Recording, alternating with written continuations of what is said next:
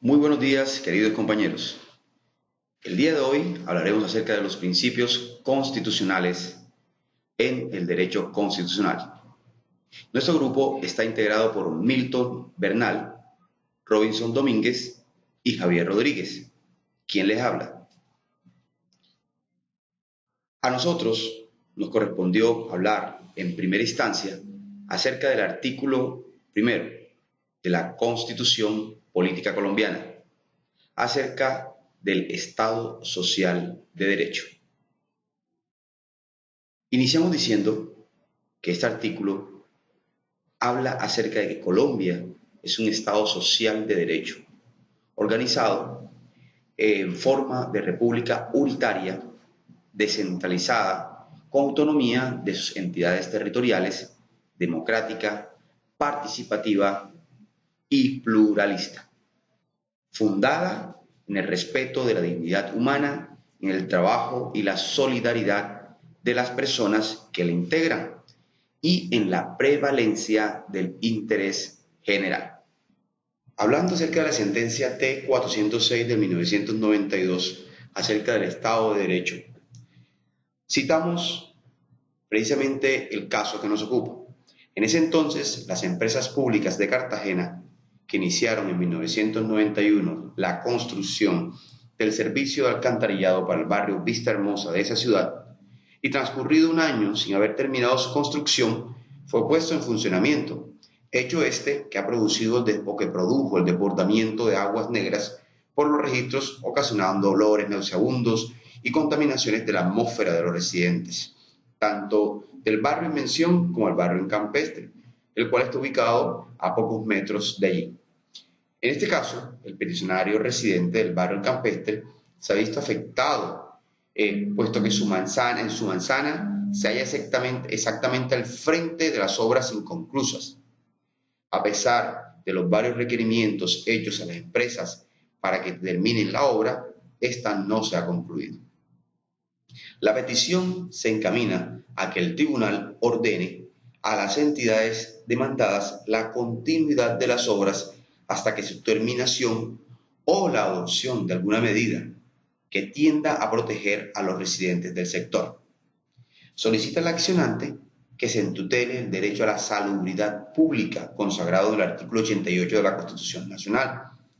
Agrega además de que el derecho al medio ambiente sano y a la salubridad de la población puede estar protegida por la tutela cuando se instaura como mecanismo transitorio para evitar un perjuicio irremediable.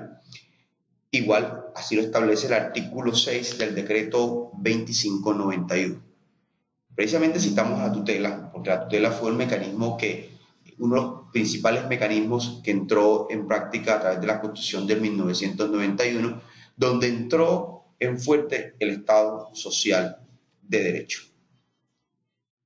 La Corte, para continuar hablando acerca de cómo se resolvió este recurso, cómo se resolvió de pronto esta solicitud, la Corte resolvió de la siguiente forma: haciendo un análisis de cada uno de los derechos, en este caso el derecho del Estado social de derecho, valga la redundancia, ordenó revocar la providencia del Tribunal Contencioso Administrativo de Bolívar el día 12 de febrero de 1992, por las razones que expuso dentro de la sentencia, y en su lugar ordenó a las empresas públicas de Cartagena la terminación de la construcción del alcantarillado del barrio Vista Hermosa.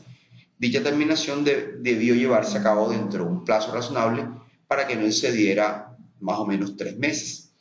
Mientras ello ocurría, debía adoptar inmediatamente medidas provisionales idóneas encaminadas a la cesación de las molestias y perjuicios que se estaban ocasionando a los habitantes del barrio.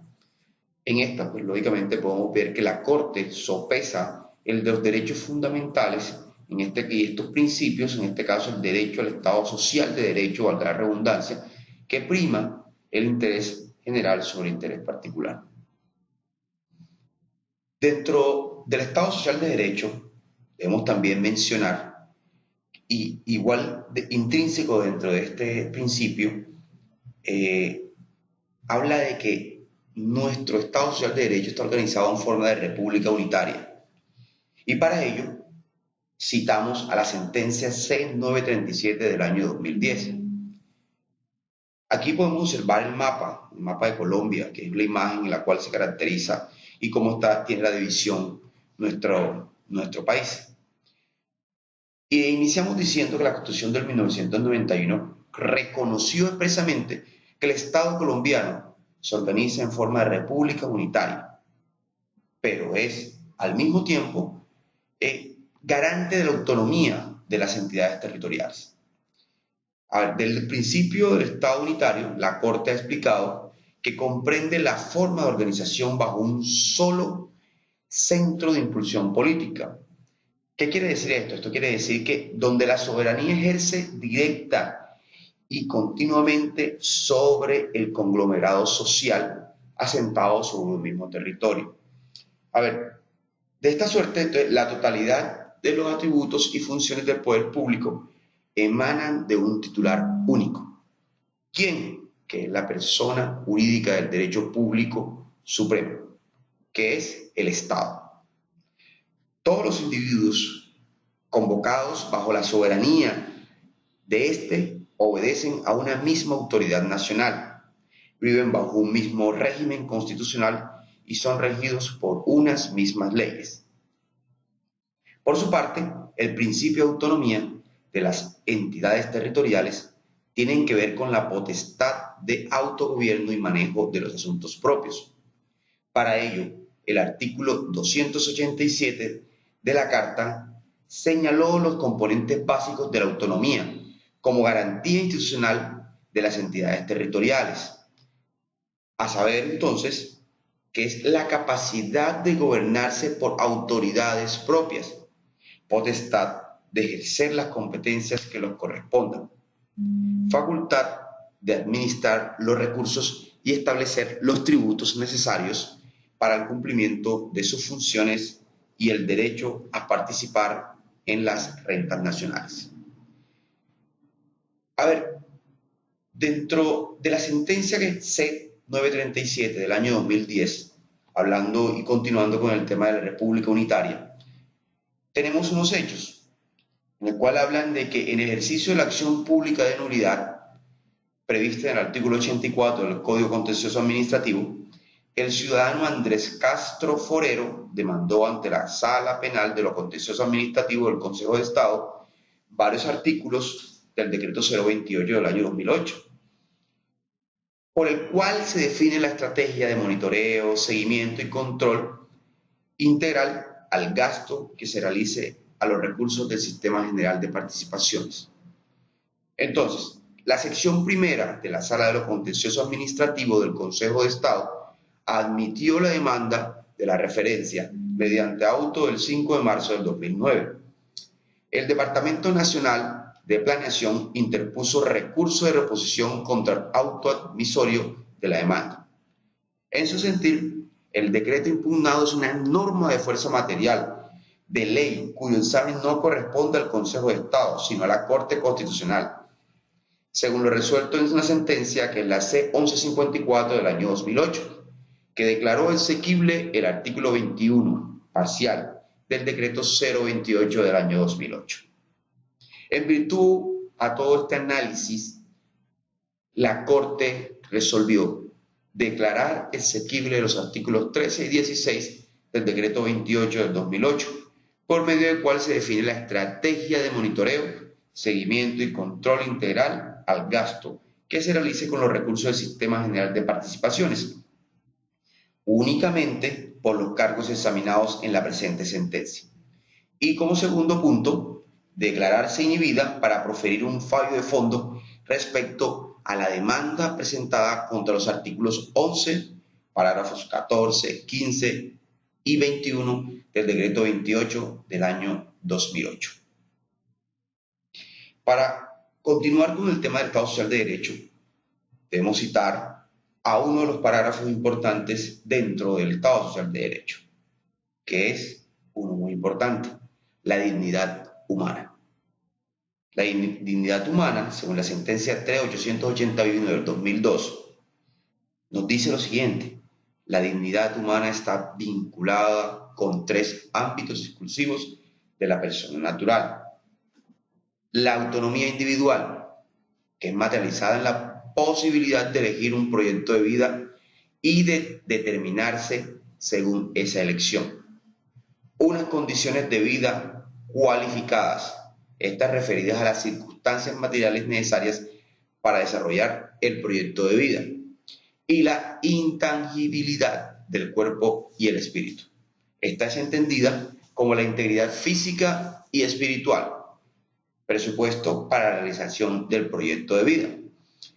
Estos tres ámbitos de protección integran, entendidos en su conjunto, el objeto protegido por las normas constitucionales desarrolladas a partir de los enunciados normativos sobre la dignidad. Continuando, cerca de la sentencia T881 del 2002, tenemos unos hechos en los cuales en el segundo semestre del año 2000, cita la sentencia, el Instituto Nacional Penitenciario INPEC de Cartagena celebraron un convenio administrativo, ese convenio el 1580 del año 2000, mediante la cual el INPEC obligó, entre otras cosas, a recibir de la cárcel del Distrito Judicial de Cartagena las contravenciones enviadas por las autoridades de distrito, de acuerdo a las leyes vigentes en materia. A su vez, el Distrito de Cartagena obligó, entre otras cosas, a cubrir el pago de los servicios públicos que demande la autorización del pabellón designado por el INPEC, lógicamente para los contraventores, en proporción equivalente al uso del mismo. A pesar de que el INPEC, hasta la fecha de los hechos, septiembre del año 2001, había cumplido todas las obligaciones contractuales, el Distrito de Cartagena se desentendió por completo del asunto, iniciando una cadena sucesiva de incumplimientos, entre los cuales se encuentra el no pago proporcional de los servicios públicos en función del uso de los mismos, lógicamente por parte de los contraventores. A su vez, la empresa Electrocosta, amparada en el artículo 140 de la ley 142 del 94 y en virtud del incumplimiento del contrato de agosto del 2001, una serie de racionamientos dieron al lugar, y estos eran de racionamientos diarios en el suministro de energía prestado precisamente al INPEC y lógicamente a la cárcel del Distrito Judicial de Cartagena. Estos se dan por espacios de 5 a 6 horas diarias. Luego entonces el señor Austreberto de Ávila y 10 personas más recluidas en la cárcel del Distrito Judicial de Cartagena, San Sebastián de Ternera, presentaron acción de tutela en contra de la empresa Electricaribe de la Costa Atlántica. Esta, identificada con razón social Electrocosta ESP. Dentro de todo el análisis que realizó la Corte, lo que realizó fue un análisis exhaustivo y resolvió lo siguiente: revocar la sentencia proferida por la Sala de Casación Civil de la Corte Suprema de Justicia dentro del expediente T542060 por las razones expuestas en la parte motiva de la sentencia, y en su lugar confirmar la sentencia proferida por la Sala de Decisión Civil de Familia del Tribunal Superior de Distrito Judicial de Cartagena, en el sentido de ordenar a la sociedad Electrocosta abstenerse en lo sucesivo de realizar cortes o racionamientos de energía eléctrica a la cárcel del Distrito de Cartagena, por tratarse de esta un bien constitucionalmente protegido en los términos de esta sentencia. ¿Cuál es el bien constitucionalmente protegido? La dignidad humana. Muy a pesar de que estas personas eran reos, que eran personas posiblemente sentenciadas o posiblemente próximos a resolverse una situación jurídica, ante todo son personas y les atribuye el Estado Social de Derecho a través de la dignidad humana. Como segundo parágrafo, adicionaron a la sentencia proferida de la Sala de Decisión Civil y del Tribunal Superior de Cartagena en el sentido de que la tutela se predica además de los derechos fundamentales de la dignidad humana, como hablamos anteriormente. Terminando con la sentencia que hablaba acerca de la dignidad humana, continuamos a algo muy importante, que es el Estado Social de Derecho a través de la de la democracia participativa. En la democracia participativa habla la sentencia C021 del 96. Dice que la democracia participativa procura otorgar al ciudadano la certidumbre de que no será excluido del debate, del análisis ni la resolución de los factores que inciden en la vida diaria, ni tampoco en los procesos políticos que comprometen el futuro colectivo. Asume la Constitución que cada ciudadano es parte activa de las determinaciones de carácter público que tiene algo que decir en relación con ellas, lo cual genera verdaderos derechos amparados por la Carta Política, cuya normatividad plasma los mecanismos idóneos para su ejercicio. El de la participación es un principio constitucional que no se agota en el terreno de las decisiones políticas y que, por tanto, se extiende a los más diversos campos. Uno de ellos es el cooperativismo, que constituye objeto de la presente sentencia, pero no puede desconocerse que no se trata de un imperativo absoluto que excluya o condene la prestación de todos los momentos que se requiera en la expresión de la voluntad colectiva. Dentro de la sentencia C021 del 96, se dan unos hechos donde un ciudadano de nombre Jorge Luis Pavón Ampicella, haciendo uso de los derechos consagrados en el artículo 241, numeral 4 de la Constitución Política colombiana, ha presentado ante la Corte una demanda de inconstitucionalidad contra algunos artículos de la Ley 79 del 88. En primer término señala el demandante lo que a su juicio debe entenderse por democracia participativa, concluyendo que ella supone la expansión de la democracia en el área rígida por ese principio y la participación efectiva de los miembros, así como la vocación de dar a la mayor participación real y efectiva a la mayor cantidad de personas como expresión democrática. Anota que cuando la Ley 79 de 1988, en el numeral tercero de su artículo quinto, expresa que toda cooperatividad deberá reunir las siguientes características: que funcionen de conformidad con el principio de la participación democrática, involucra todas aquellas particularidades de este principio, por lo que su criterio, todo el desarrollo de la ley referida debe ser consecuente con él. La Corte Constitucional ha señalado al respecto: el tránsito de una democracia representativa y una participativa significa abandonar un sistema político-social restringido a la elección de los representantes del electorado, y adoptar un nuevo modelo que incorpora juntos a los mecanismos tradicionales, instituciones de democracia directa, plebiscito, referéndum, iniciativa popular, revocatoria, mandato, cabildo abierto, entre otros. Y esta de participación en las decisiones que afectan a todos en la vida económica, política, administrativa y cultural de la nación. Esta habla del artículo 2 de la Constitución.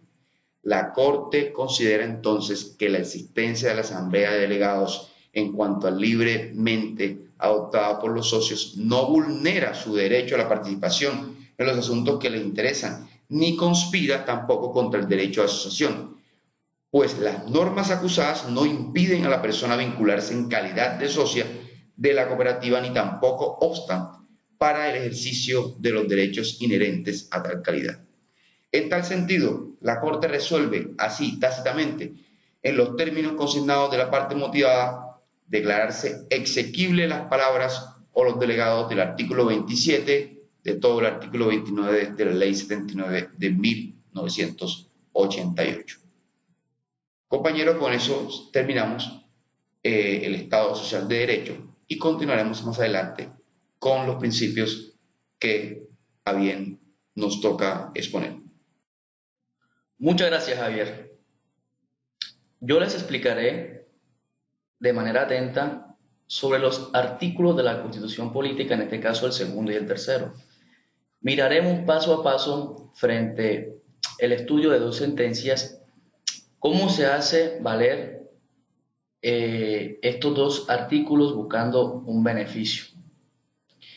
Igualmente, estudiaremos paso a paso cómo se restablecen estos derechos para que nuestra Carta Magna nos demuestre una vez más que es norma de normas y es ley de leyes.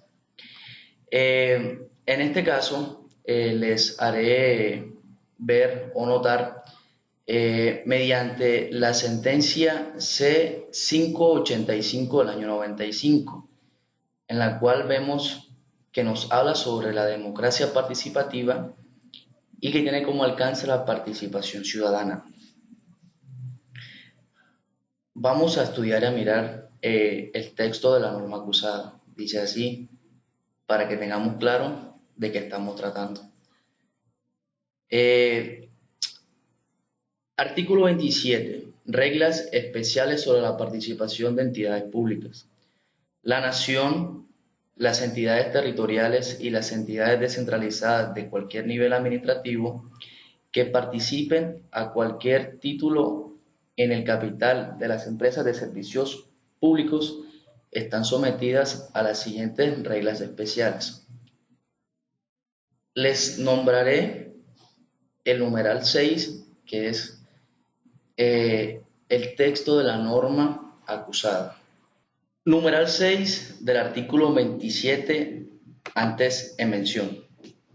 Los miembros de la junta directiva de las empresas oficiales de los servicios públicos domiciliarios serán escogidos por el presidente, el gobernador o el alcalde, según se trate de empresas nacionales, departamentales o municipales de servicios públicos domiciliarios.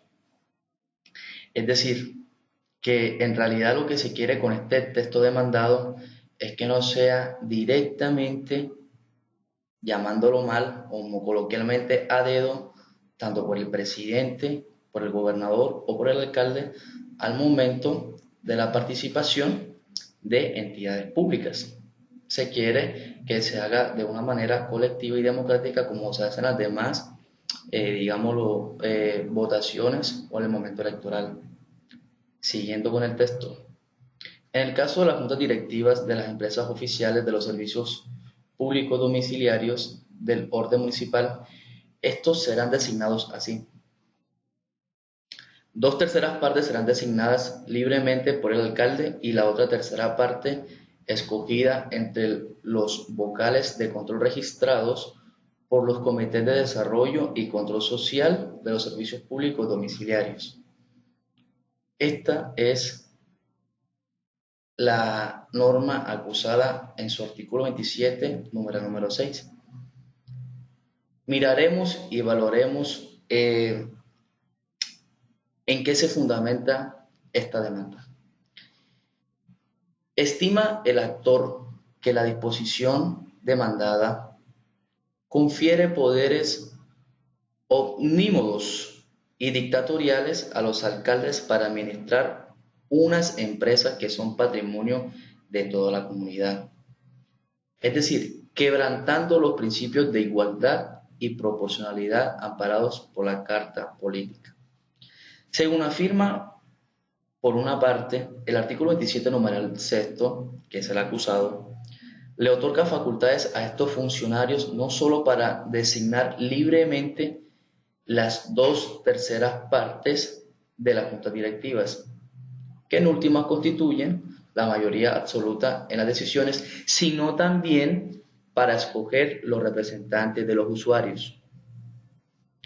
Entre los vocales de control de los comités de desarrollo y control social de los servicios públicos domiciliarios, con los cuales los alcaldes usurpan un derecho democrático que es participativo de la comunidad para seleccionar sus propios representantes. Todo argumentado en sí, lo que fundamenta esta demanda. También podemos ver lo siguiente. Para el demandante, por estas razones, resultan infringidos los artículos 1 y 40 de la Constitución Política, los cuales consagran la participación ciudadana en sus aspectos democráticos y pluralistas y propugnan por el fortalecimiento de la democracia participativa, postulados que precisamente no se cumplen en la norma acusada. Asimismo, sostiene que los artículos segundos y numeral 95 superiores también resultan desconocidos, por cuanto estos consagran como uno de los fines esenciales del Estado facilitar la participación en cuanto a que todas y todos en las decisiones que los afectan en la vida económica, política, administrativa y cultural de la nación, y como uno de los deberes de la persona, el participar en la vida política, cívica y comunitaria del país. Finalmente, para el actor, la norma que acusa parcialmente viola otros principios, como la base de la equidad, igualdad y reciprocidad universal consagradas en el artículo 227 de la Carta. Y aquel que indica que la función administrativa está al servicio de los intereses generales y se desarrolla con fundamento en los principios de igualdad, moralidad, eficacia, economía, imparcialidad y publicidad consagradas en los artículos 209 del mismo ordenamiento. Con fundamento en los anteriores cargos, solicita a la Corte Constitucional que declare inexequible la norma acusada, para la cual vemos que mediante un estudio profundo y avanzado, la Corte Constitucional toma su decisión y resuelve declarar exequible el numeral sexto del artículo 27 de la Ley 142 de 1994. Miremos ahora pues una segunda sentencia, la cual nos irá a explicar, a detallar con esta misma el artículo tercero de la Constitución Política. Sentencia C 312 del 97, principio de separación de funciones entre órganos del Estado. Trataremos el texto de la norma demandada. Artículo 1. El Gobierno Nacional, con sujeción a las normas, criterios y objetivos contenidos en esta ley, fijará el régimen salarial y prestacional de, abramos comillas. En este caso, miraremos el inciso B, que para el texto nos manifiesta los empleados del Congreso Nacional, la rama judicial, el Ministerio Público, la Fiscalía General de la Nación. Es allí lo que estamos analizando frente a la norma demandada, siguiendo. La Organización Electoral y la Contraloría General de la Nación, puntos suspensivos para no seguirnos alargando la norma. Entraremos a evaluar frente al Ministerio Público y la Fiscalía General de la Nación. Miremos los cargos de la demanda. Estima el demandante que el texto acusado viola los artículos 253 y 279 de la Constitución, según los cuales, entre otras cosas, la remuneración y prestaciones sociales de los empleados de la Fiscalía General de la Nación y el Ministerio Público deben ser fijadas a través de la ley. Si bien el artículo 150 de la Constitución Política, en el literal E del numeral 19, autoriza al presidente de la República para fijar el régimen salarial de los empleados públicos, previa expedición de la ley marco respectiva, dicha atribución encuentra un límite en las disposiciones citadas. De ahí que no podía el Congreso de la República, mediante una ley marco, delegar en el Gobierno Nacional tal facultad. Agrega que el Congreso puede desprenderse de esta atribución únicamente a través del otorgamiento de facultades extraordinarias al Gobierno por un periodo de tiempo no superior a 6 meses.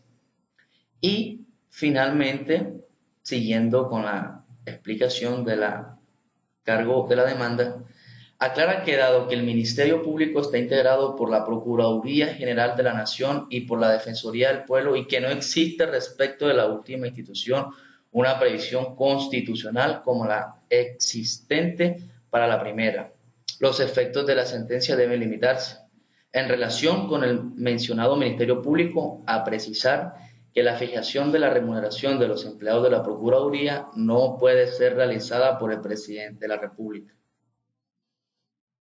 Vemos que la Corte Constitucional se manifiesta, toma su decisión y resuelve declarar exequible, de acuerdo con los lineamientos expuestos en esta sentencia, la expresión el Ministerio Público y la Fiscalía General de la Nación, contenida en el literal B del artículo primero de la Ley Cuarta de 1992. Muchas gracias. Gracias, Milton.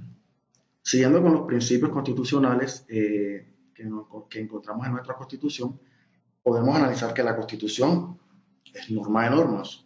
En todo caso de incompatibilidad entre la Constitución y la ley u otra norma jurídica, se aplicarán las disposiciones constitucionales, artículo 4 constitucional. Es claro que el principio de la supremacía constitucional hace referencia a una ubicación omnisciente de la Constitución, en la que se encuentra jerárquicamente por encima de toda norma u ley del ordenamiento jurídico. Con base en el cual se estima que la Carta Política, como fuente de interpretación inequívoca y obligatoria a su observancia a la hora de interpretar y aplicar las leyes como tal, es decir, se tiene como norma rectora. En este caso podemos analizar que el principal argumento o la principal herramienta con que cuentan nuestros jueces en nuestro ordenamiento jurídico es la norma de normas, en este caso nuestra Constitución. Siguiendo por ello, todas las actuaciones de distintas autoridades, ya sean jurídicas o administrativas, deben sujetarse a los lineamientos prescritos o constitucionales a fin de que no se contrarien. Este principio lo podemos encontrar o se encuentra desarrollado según nuestra honorable Corte Constitucional. Lo podemos ver en la sentencia C415 del 2012, en la cual se expresa lo siguiente. El hecho jurídico consiste en que la supremacía de la Constitución política sobre el resto de las prescripciones del sistema de derecho nacional es un principio estructurante del orden jurídico. El conjunto de prescripciones que integran el derecho positivo se ordena en un sistema normativo en virtud de la unidad y coherencia que le imprimen los valores, principios y reglas establecidas en nuestra Constitución. En otras palabras, el orden jurídico de la sociedad política se estructura a partir de la Carta Fundamental. Por eso se ha dicho, o por eso menciona la Corte, la posición de supremacía de la Constitución. Ha dicho esta corporación, o ella expresa que sobre las restantes normas que integran el orden jurídico, estriba en que aquella determina la estructura básica del Estado, instituye los órganos a través de los cuales se ejerce la autoridad pública, atribuye competencias para dictar las normas como tal, ejecutarlas y decidir conforme a ellas. Si mencionábamos anteriormente, una norma se encuentra estructurada en su positivismo, eso lo mencionamos alguna vez, se encuentra estructurada también para que sea válida en su eficacia. Entonces, ¿quiénes aplican la eficacia de la norma? En nuestro sistema, por lo menos los jueces y magistrados. ¿Bajo qué criterio? Bajo nuestra Constitución, que se encuentra en nuestra Constitución política. Otro aspecto relevante que debemos tener en el presente principio es la supremacía constitucional. Y claramente podemos afirmar que la Constitución es norma de normas. En todo caso de incompatibilidad entre la Constitución y la ley u otra norma jurídica, se aplicarán las disposiciones constitucionales. Así, la naturaleza normativa del orden constitucional es la clave de la sujeción del orden jurídico restante a sus disposiciones, en virtud del carácter vinculante de quienes nos sometemos a sus reglas. tal condición normativa y prevalente de las normas constitucionales, lo que mencionaba el compañero Milton anteriormente cuando hablaba del concepto de soberanía. Entonces, podemos afirmar que la situación del orden jurídico como fuente primaria del sistema de derecho interno, comenzando por la validez misma de las normas como tal, de ahí, por lo menos la Corte expresa lo siguiente: la Constitución se erige en el marco supremo y último para determinar tanto la pertenencia al orden jurídico como la validez de cualquier norma, regla o decisión que formulen o prefieran los órganos que en ella se encuentran instaurados.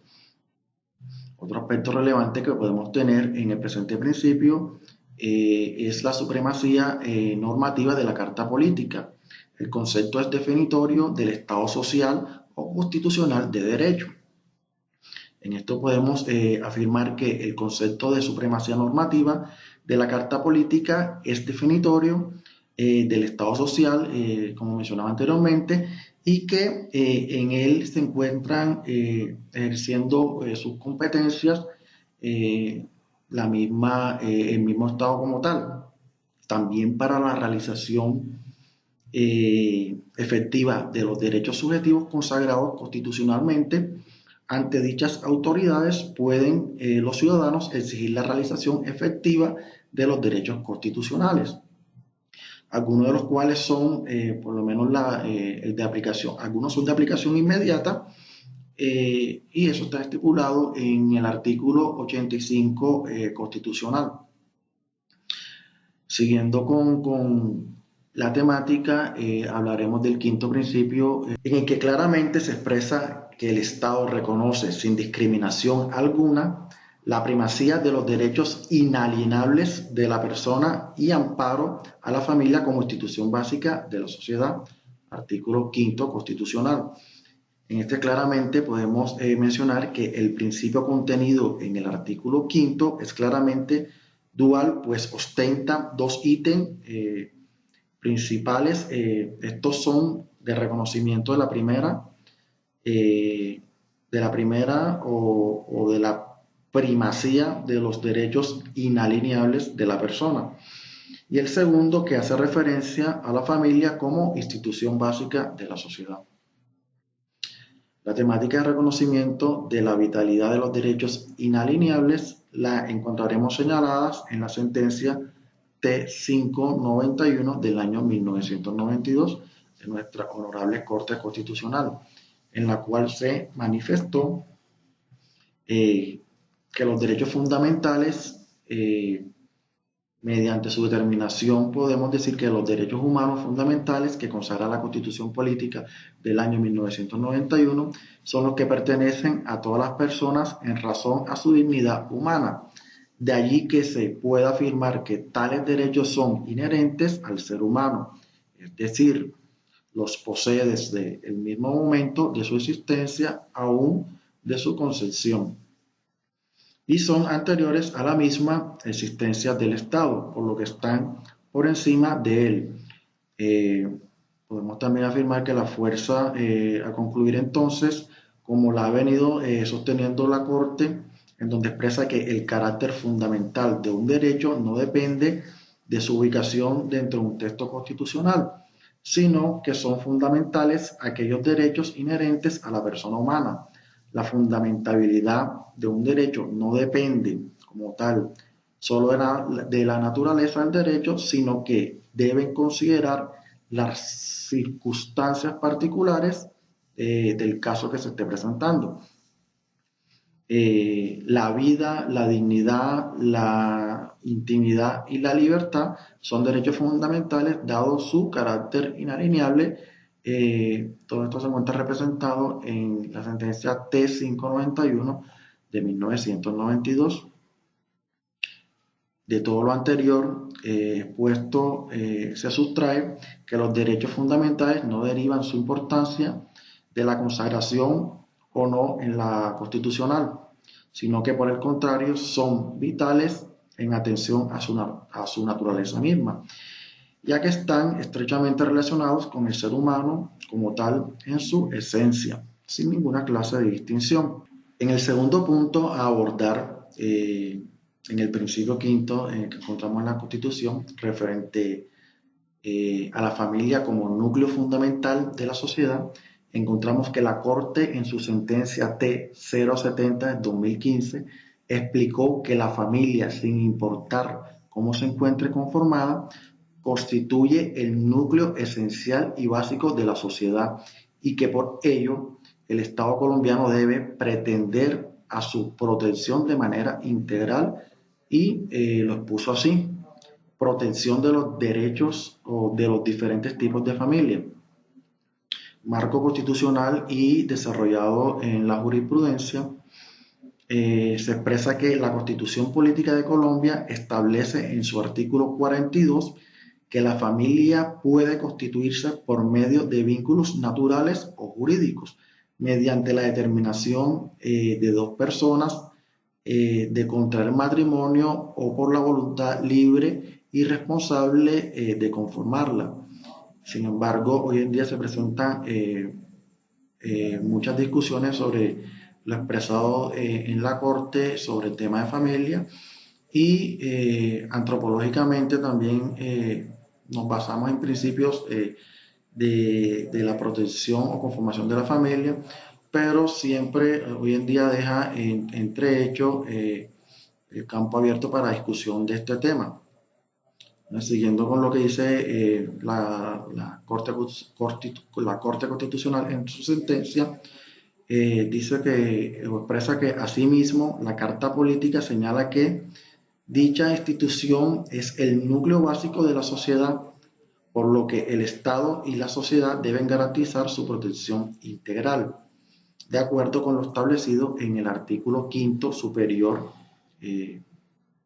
Igualmente, en el artículo 42 de la Constitución señala que los hijos habidos en el matrimonio o fuera de él, adoptados o procreados naturalmente o con asistencia científica, tienen iguales derechos o deberes, entendiendo de esta manera el principio de igualdad al núcleo familiar. Dicha igualdad exige que se trate con similar respeto y protección a todos los tipos de familia, prohibiendo todo tipo de discriminación, ya sea contra los hijos o contra cualquier descendiente, sin importar el grado. Esto se expresa también en la sentencia T-070 del año 2015. Hasta aquí nuestra relación o nuestra posición acerca de los primeros 5 principios.